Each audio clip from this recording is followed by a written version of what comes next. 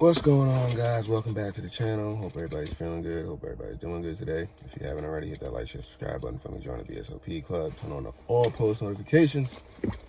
All right, so today's topic of conversation is Maserati values and depreciation for 2023 and where I think it will go.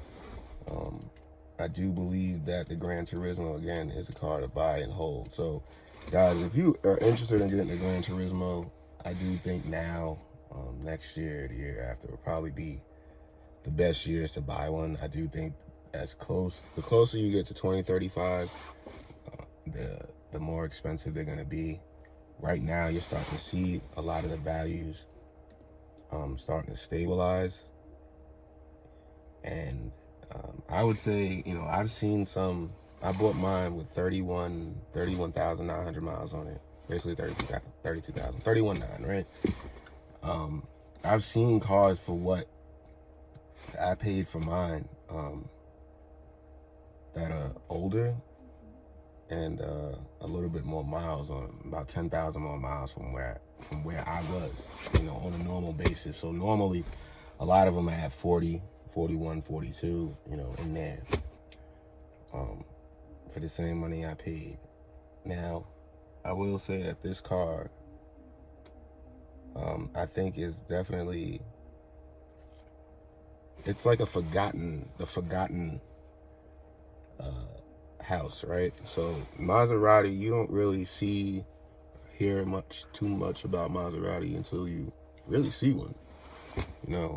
They're not really, they don't really sell lifestyle like Ferrari, and make it a whole club.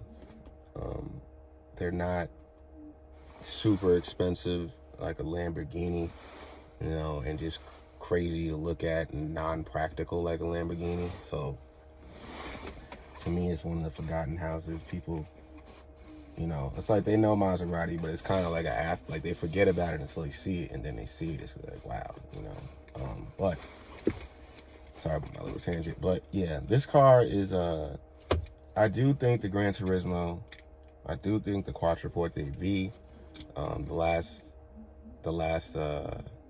not the last one with the Ferrari engine, because that's not the last one, but the V to me, and I'm talking about like the 08, 09, I think up to 2012, I think in 2010 they facelifted it, or in 09 maybe, I think 2010 they facelifted it. But even the first version, with the automatic gearbox like this, okay, and the paddle shifter, I think that car is a car that will eventually appreciate. If you do want to get a Quattroporte, you do want to get the automatic with the ZF and the paddle shifters, I do think that's a car that you guys should start to try to pick up now, especially if you want one in good condition. That's a car that I only see going up, because there's no other four-door sedans that sound like that. There's no other.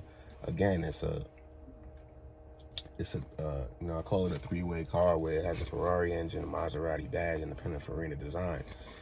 So I mean, let's go on the history of other Pininfarina cars. In history, where they have gone in history, they've gone, for the most part, up. So aside from just that, it has the Ferrari engine. There's not going to be a sedan that comes out that sounds like that again. I do believe that the Quattroporte V is definitely one of the last of its kind. Not a newer Quattroporte, the 2022s, 20s, and I do like that Quattroporte. I do. We will see where that one goes, but for now, I'm just talking about the early ones, the ones that really reintroduced Maserati to America, U.S. I do believe that Quattroporte with this in it, this box, the ZF box, paddle shifters, I do believe that car will appreciate.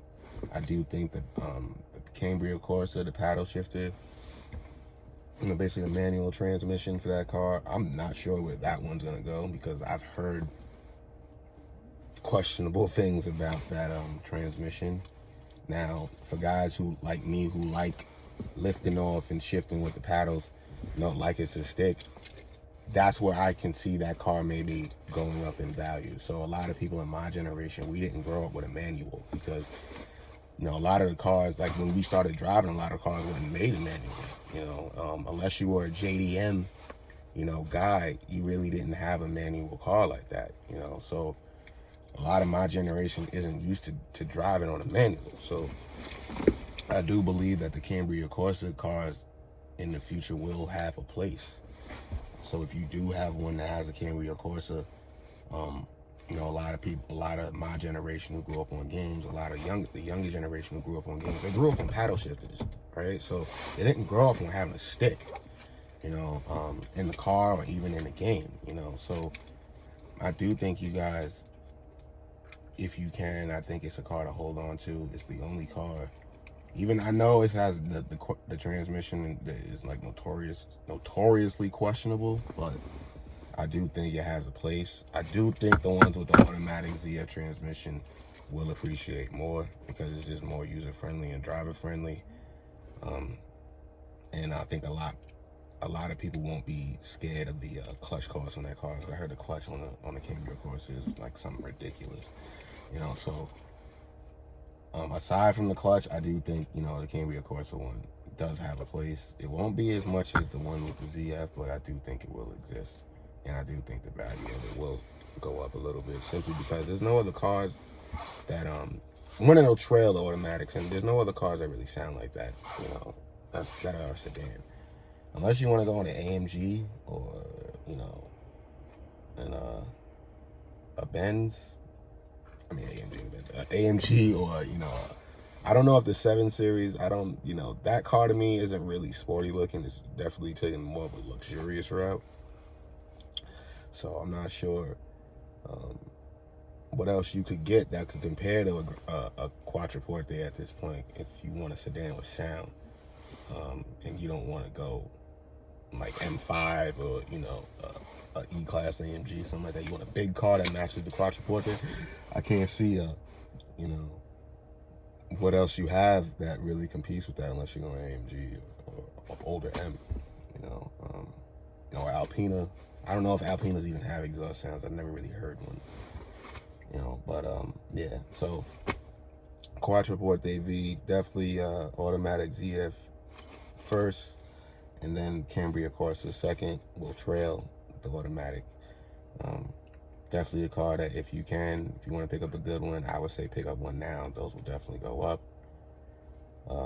They sound incredible. They sound basically like a Gran Turismo, you know. What else? So the Gran Turismo, this car I do believe is gonna go up. You guys gotta be patient, okay? And another thing is you guys have to drive the car, okay? So these cars aren't gonna go up if they're sitting in a garage and people forget about them. You know what I mean? They're not gonna go up because they're not that limited to the point where they're just so sought after and there's not enough around. I mean, unless quite a few people get into accidents with them, you know, over the next few years, it's, you know, people really need to get out and drive them. Stop selling them for so cheap. You know, stop putting them on car gurus for, you know, if yours is going for 40, don't put it for 35.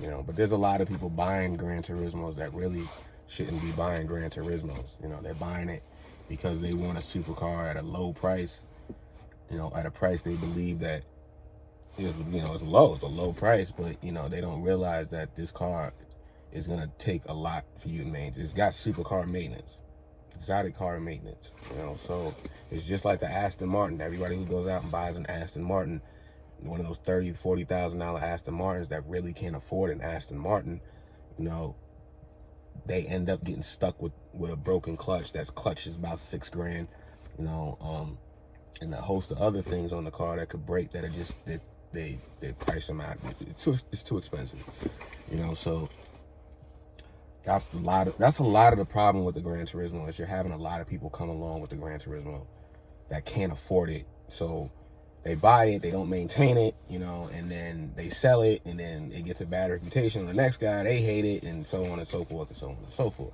This car, if you want to take it back, I can tell you what car this actually happened with. This car happened with, okay, the W126 560s and 500 SECs. If you remember in the late 2000s, early 2000s, late 90s, okay, definitely early 2000s, you used to see a whole bunch of 560 SECs for cheap. They went for dirt cheap. I'm talking about $3-4 grand. $5 grand, $6 grand get you a nice one. You know what I mean? So, and if you go check what an SEC goes for now, okay? This is when gold wings were trading for like $20,000-$30,000. Gold wings now, if you can find a gold wing for sale, it's definitely costing you 6 figures. How much in the 6-figure club? I don't know, but it's definitely well in the 6-figure club. You know, so this is that happening, and you're starting to see these cars come up for sale, and they got kind of issues with them, and that's why they priced a little bit lower.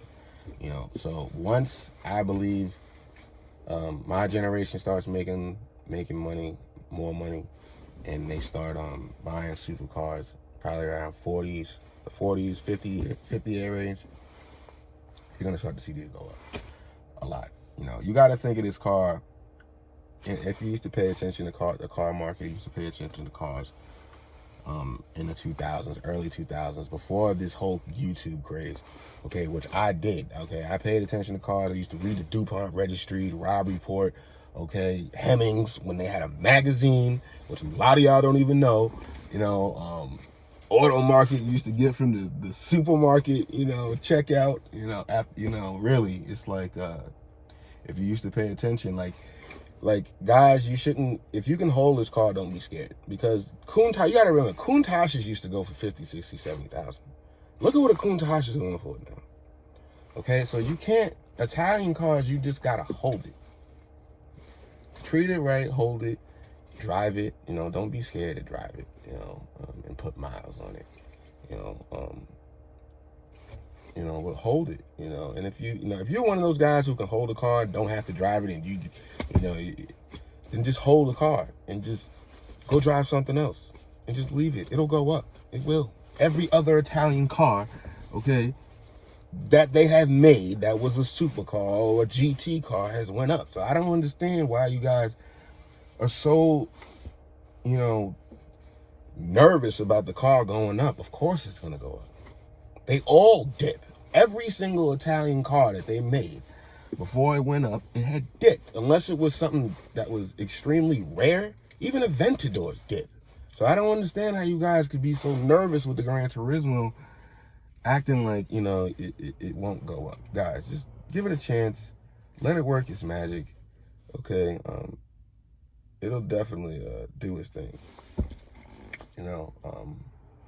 It would help, though, if you guys got out to car shows and and you really let kids see his car, sit in the car, when you're driving the car, rev it for them. All of that stuff plays into it, because that's what makes these kids want them as they get older.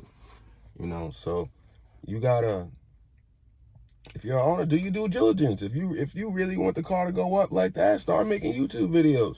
Really bring it to car shows. If you don't want, if you don't have to sell the car, post the car for sale and post it for $150,000, $200,000. If you don't have to sell it, you know what I mean? So if you don't have to sell it, post it. This should be like, even me, right? I should make a post on Car Gurus and on eBay. Maserati Gran Turismo 2014 for sale, $250,000. Because I don't need to sell the car, so just pump it. No, this isn't stocks, guys. These aren't stocks, guys. We can virtually really kind of do it what you want if everybody was on one accord. That's hard to do, but you see what they did with the Murcielagos.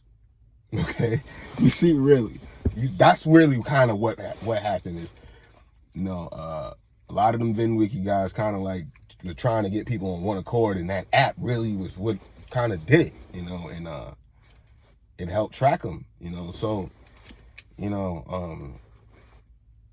but really, selling the cars at a low price, if you guys want them to go up that much faster, then start putting your car up for sale that you don't actually have to sell. Put it for $250,000, $300,000. Everybody's gonna say, wow, you're probably gonna get crazy messages saying, oh, it'll never sell for that, it ain't worth that, and all this other stuff, but who cares? You're not actually selling the car anyway. All we're doing is, maybe this is what it should be worth. you know, and maybe we should just let people see that what we think it should be worth. I don't know. You guys put it in the comment section what you think. But I'm not opposed to that idea. It's just making a listing on eBay and making a listing on Car Gurus and just pricing it as something that I know it's not really going to sell at. Or start pricing them if you sell them. Start pricing them at the European car market. Eventually, I think that's where the car market is going to go anyways, to the European car. Well, not to the European car market, but everything to me will be global. Just like hypercars are right now, I do think supercars will be global. And I do think, you know, more driver enthusiast cars, 90s, early 2000s, all that stuff. Once we start getting 2035 and, you know, electrification comes, you know, the global market, it's already global, but it'll be a lot more global, you know. But, you know, Gran Turismo, guys, stop worrying. The car will go up. Okay, just give it time. All Italian cars depreciate. Don't worry. Just because you see all of these Gran Turismos tanking $30,000-$40,000, that is a lot of these cars, $20,000 even for the 08s. I've seen them in teens. I think I saw the cheapest I ever saw 08, and it needed a lot of work. It was like 11, 12 grand, something like that. It was depressingly cheap. Especially like if you own the Gran Turismo, it was depressingly cheap. You know, but you got to understand, like, they've had Ferraris, okay. I don't know about Lamborghini, but I'm probably quite sure there was a broken down, you know, bomb Countach, you know, back in the early 2000s that somebody traded away dirt cheap, you know, and didn't think twice about it, you know. So you guys, you know, all that stuff just wasn't recorded because we didn't have the internet then, you know, or we didn't have the internet at its magnitude that it is now. So you guys got to realize that all of it is just being watched in real time. That's why you guys are so like questioning it and seeing everything. You're seeing everything happen in real time. You know, before you couldn't see it happen in real time.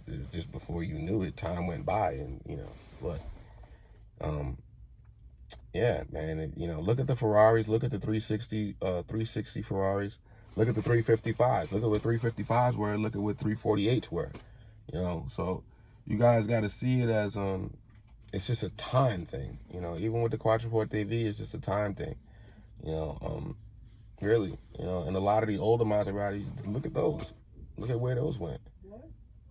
You know, so you guys can definitely count on a Gran Turismo going up, man. You know, just give it some time. The car is a beautiful car. It sounds beautiful. All the kids now say that this car has, you know, one of the most perfect sounding exhausts, period. So you guys really shouldn't be worried about where it goes. As long as the kids love this car, and you think about it, every car that kids love, they all went up. You know, all the Lamborghinis, kids love them. The Ferraris, you know, the kids love them. You know, the Ferraris of the 60s, 70s, those guys, the reason why they all went crazy is because those guys were kids and they loved those cars. So once the kids, you know, and the people who love these cars, you know, grow older and are able to afford them, that's when they're going to start to skyrocket. So just give it time. Now have some patience, guys. Don't get discouraged by these teen numbers that you see in the 08, 09 Gran Turismos, and don't get discouraged about the 13s and 14s and you see them drop. It's gonna happen, okay? They're gonna drop. Money goes through cycles. The economy goes through cycles. So you gotta just realize, you know, it's gonna drop. It's gonna get worse before it gets better. And when it gets better, it'll be good. So, but that's it for this video, guys. I'm gonna wrap it up. If you didn't already, hit that like, share, subscribe button for me. Join the VSOP Club. Turn on all post notifications. I'm gonna catch y'all in the next video. I'm out.